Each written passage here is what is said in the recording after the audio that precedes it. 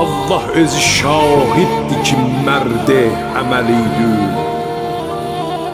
Heydər sayağı Fatih cəng o cədəl idin. Söz yox ki anamdan doğulandan gözəl idin.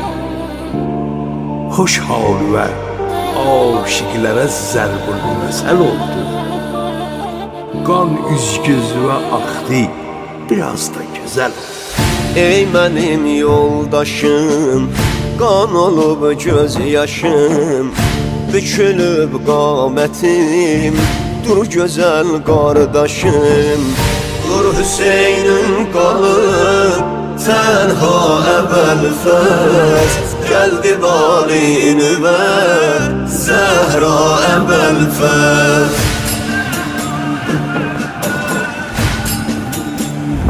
Gözəl arxam elim, yandı qəmdən dilim, dur əlimlə yapış, sındı qardaş belim. Eylədim mən şərim, bərpa əvvəl-fəz, dur əyağa gedək, can ya əvvəl-fəz, can ya əvvəl-fəz.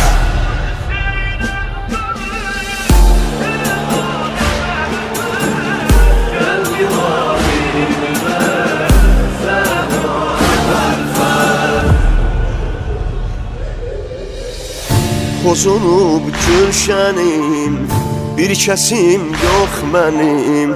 Mən sənə ağlıram, əl çalır düşmənim.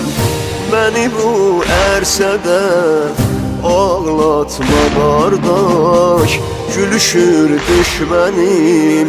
Dur yatma qardaş, dur yatma qardaş. Dur Hüseynin qalır tənha əvvəl-fəz, gəldi balinüvə Zəhra əvvəl-fəz. Günüm oldu gecə, ilticarim bizə, qayıdım xeymiyə, mən oğulsuz necə, necə izhar edim, qəmxarim öldü, yolunu güdməyim, sərdarim öldü, sərdarim öldü. Lanıb yolların, kəsilib kolların, suyun üstə düşüb olsun qolların. Dədəm oğlu düşmənin iləsi qan etdi əşkün, olmadı əllərin, oxlandı məşkün.